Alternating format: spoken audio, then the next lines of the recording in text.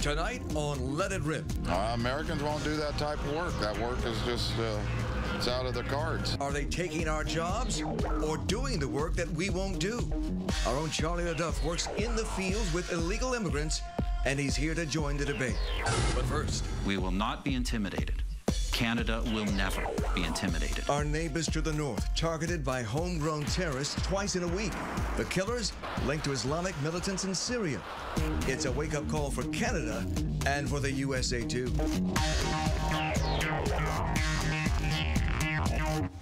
Time to let it rip. With us tonight, a man who has spent most of his life tracking down the people who would do us harm. He sent a long list of crooked politicians and religious fanatics to prison. He's the former head of the FBI in Detroit, Andy Arena's back. Next to him, a man born in Lebanon, but whose heart and home are right here in the USA. For the past 30 years, he's published the Arab American News, and he's a member of the Michigan Journalism Hall of Fame. Osama Sablani is here. And so is our resident conservative. He's a business owner, consultant, soldier, politician, and he's just getting started. Andrew Rocky Richkowski is ready to rip. Plus the man who fights most of his battles in court, the co-host of Let It Rip Weekend, Charlie Langton. And later, Charlie LaDuff back from California after working in the fields with illegal immigrants. Are they really stealing our jobs or simply doing the jobs that Americans refuse to do?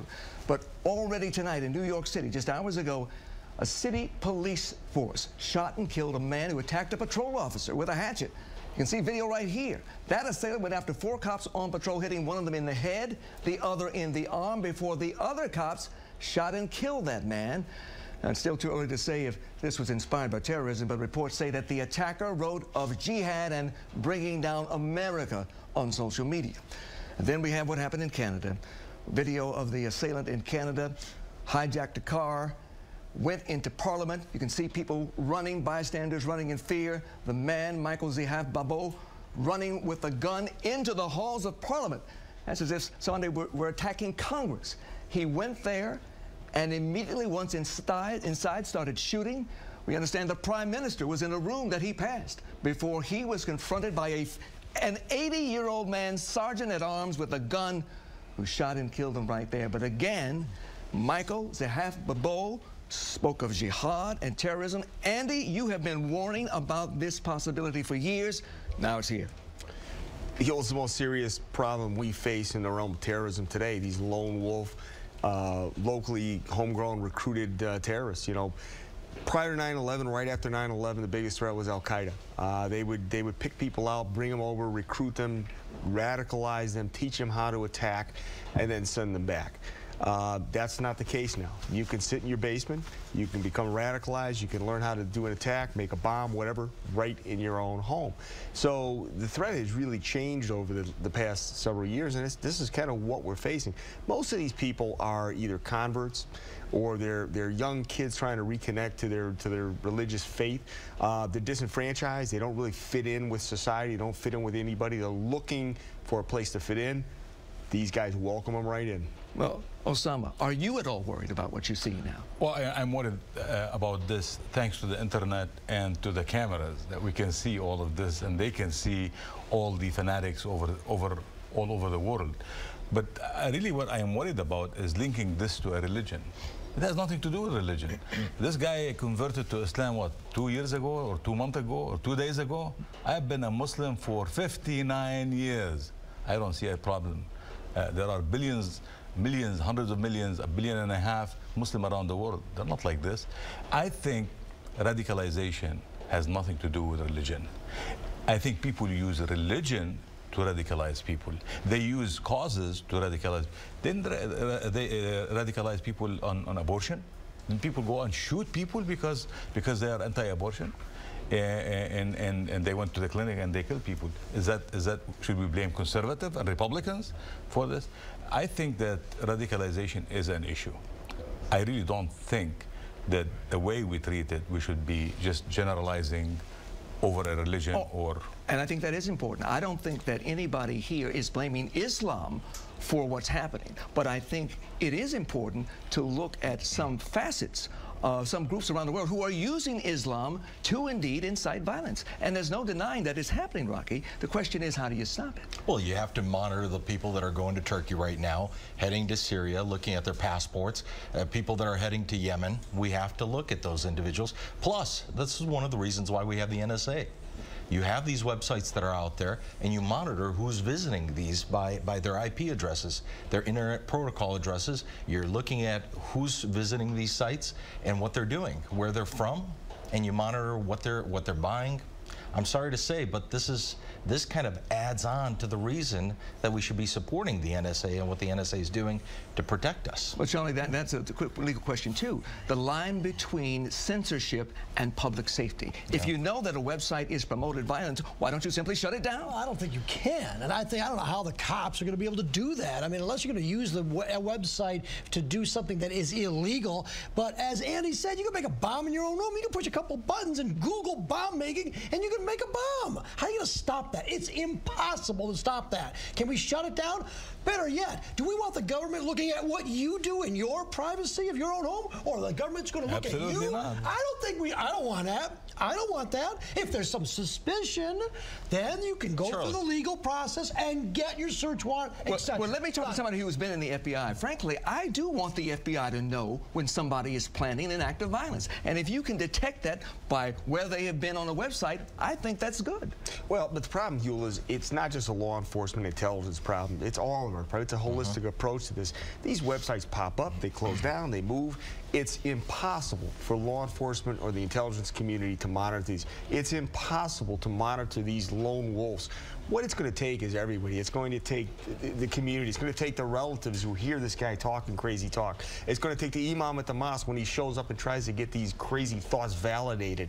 It's going to take all of us working together. There is no law enforcement golden or silver bullet on this one. And we also understand that 3 teenage girls from Denver were also apparently seduced by something they saw online, and they decided that they were going to tell their mom and dad that they were sick, couldn't go to school today, but instead ended up in Germany, where they were intercepted by the FBI. I wanted to read something for you. I found interesting today on AP. You know, it's a statement by the leader of the Green Party in Canada, Elizabeth May. It says that the acts, what happened is probably the acts of isolated, disturbed, and deeply troubled men who were drawn to something crazy. That's exactly what it is. And you certainly say that ISIS is crazy too now. Of course it is. Absolutely. We've been saying this. How did they get all these people into Syria? Where did they go from? They went from Jordan, who is our ally. They went from Turkey, who is a NATO ally. They went from Saudi Arabia, who is our ally. We allowed these people in. Why are Westerners attracted to the philosophy of ISIS? I don't understand that. It is not Westerner. It's not. It is a crazy. Is magnetized by a crazy. Not exactly, Osama. And I really don't think that we should. United Kingdom actually published a report on this. Their Ministry of Defense and Counterterrorism talked about this. This past year, they looked at 396 people that they could identify that went to fight with ISIS. Joined ISIS in Syria or on the border of Iraq, for example. And out of those 396, a majority of them were refugees or people that came to England and then went back with British passports, with UK passports. We're still talking about a very small the man who beheaded the American journalist is a British. They're crazy. Born British, originated British person who was, and he's rich. He is the son of a rich man. But he's crazy. I think they're disenfranchised. I think they're looking for some place to fit in. They just don't fit in with their families. They may be crazy. But ISIS, they have a guy in Oklahoma, a man who was fired from a meatpacking company, who went in and beheaded a secretary. Yeah. And he had been fired a few days before. And he's not a Muslim. Has nothing to do with it. He claimed to be Muslim, but he had been fired a few days before. They romanticize this. You know, you see, they're slick. They're slick in their marketing, you know, 2-camera shots and overdubbing the music. And they get these kids to come over there. Hey, this is going to be the adventure of a lifetime. You know, they don't talk about the U.S. raining bombs down on these guys. This is going to be the adventure. And now they got young girls coming over. Hey, let's go over and be part of this thing. You know, they romanticize this thing with these kids. Andy, remember the 3 girls that they arrested actually in Germany that came from Colorado were Somalis, Somali young ladies. Now, I actually want to echo what Andy said. I think it's important that all of our heads are on a swivel, and that every single one of us play a role and keep vigilant and look out for whatever we see that may be out of place. You know, actually, you know, can you stop crime in Detroit? Can you stop it in New York? Can you stop it in Boston? Is there a recipe for this? Is there a way to do it? This is exactly what we're talking about here, crime. Criminals, they're finding ways in order to vent it. Now, ISIS, tomorrow something else. But we are facing now a different kind of world of internet, cameras, accessibility to information, and these people, they use the information to make bombs to kill people. Some other people use the information to advance medicine and to cure people, right? So we cannot turn around and say the government should be controlling the internet. I am totally against it. So how do you fight it then? How do you stop it? We cannot fight it all the way. We have to be vigilant.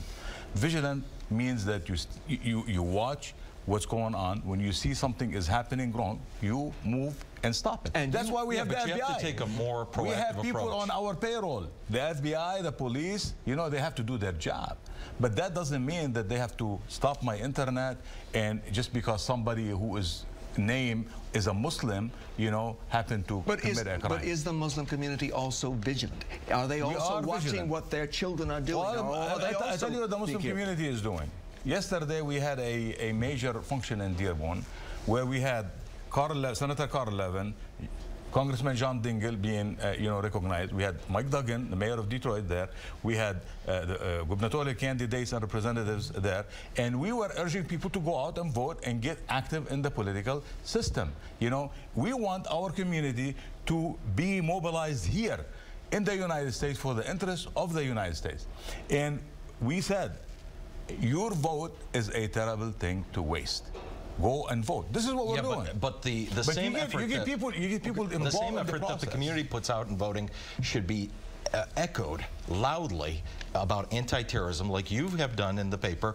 It needs to be said every single sermon. It needs to be said on every single corner in Dearborn or everywhere else. We need to be united against terrorism. It's not just whenever an event pops up, you make a comment. That's not good enough. It's not good enough from our government. It's not good enough from our police. It's not good enough from the Islamic organizations. I refuse to apologize for I'm not asking for apology. For something I'm asking that I did not have any responsibility. I did not commit. That's not what he's saying, but he is saying that we must, as one voice, try to solve this problem. We are all of us responsible. As one voice. I accept. Because the bottom line, we are all I am willing to share the responsibility. Here. Don't put the responsibility on me alone. No, but let's share it together. Share it together. Yeah, that's right. Gentlemen, thank you.